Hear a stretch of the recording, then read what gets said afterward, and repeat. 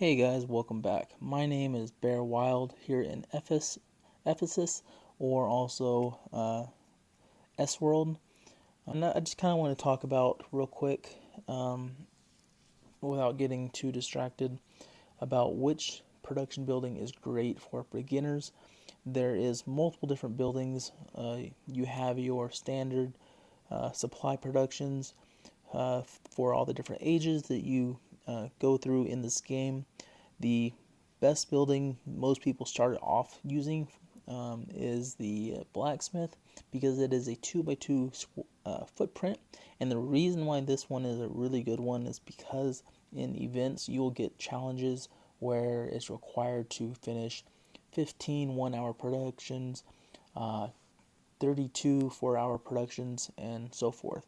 So having a small footprint production building really helps you maximize as many buildings built as possible, so you can knock out those challenges.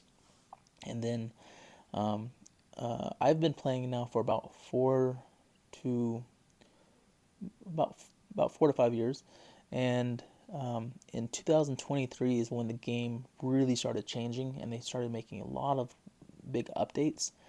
Um, and I think that's when the rival challenges first came into play. And with the rival challenges, um, they started requiring same age productions, which you cannot use the blacksmiths. The other options for the same age productions, you have the sleigh builder, which this is an upgraded version right here.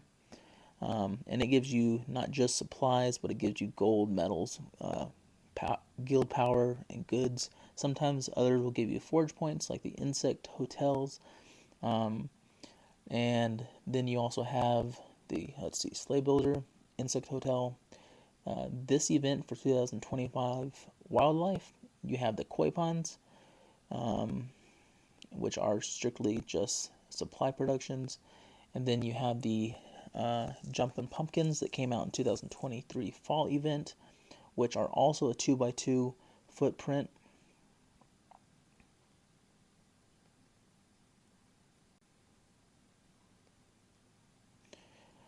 Looks like this, and is strictly just supplies, but it gives you attack, red attack, blue attack and defense boosts.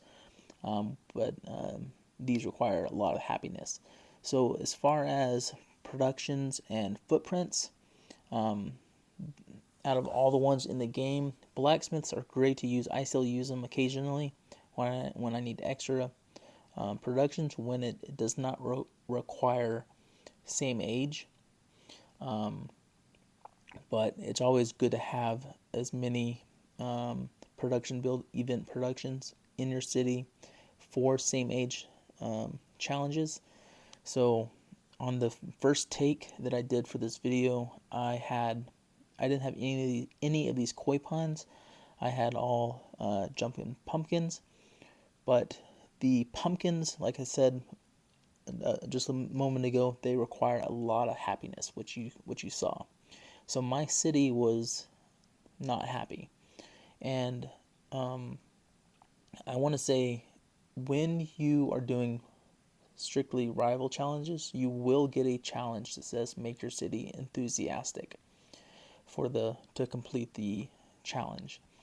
Now for that, there's a couple different options you have. You can look at your inventory and see what buildings you have that will give you happiness to add to your city, or you can use these store buildings and use them to store buildings that are taking away a lot of happiness, to get you back positive, and then place it back down a little bit later. The other option is, I didn't know about this, and like I said a moment ago, I've been playing for almost 4 to 5 years.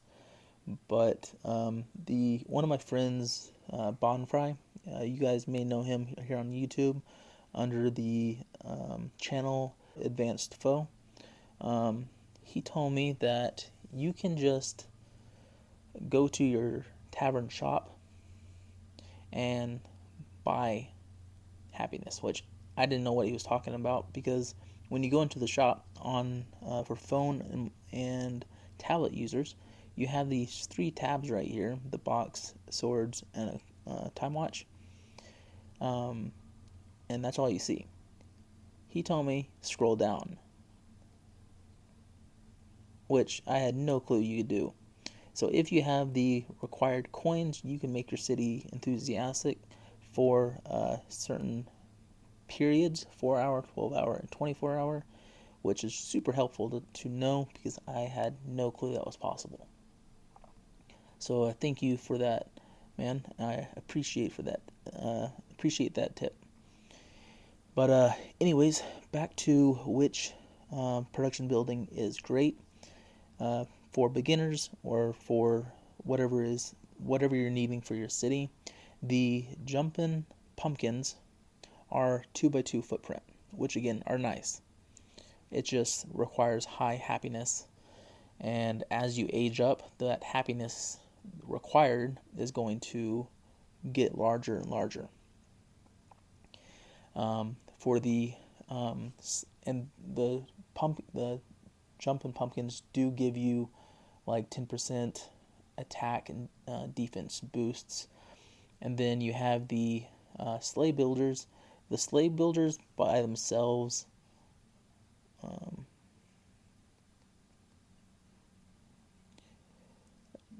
don't require much at all. It's just 50 population, and is a 2x3 footprint. Now, if you upgrade it, that's when it requires a lot more population, but it also gives you attack and defense boosts as well, just like the pumpkins. And then the other thing to consider is roadaways. Hold on. Before I jump into the roadaways, let's go to the insect hotel. Insect hotels require 100 population, and then gives you those options for productions. Okay. The next thing, roadaways. For roadaways, it's really nice not forcing your city to have roadways all over the place. So like this bottom half corner of the screen, there's no roads, and I can just stack the buildings side by side, which the jumpin' pumpkins and insect hotels and blacksmiths require roadways. The sleigh builders and koi ponds, they do not require roadways.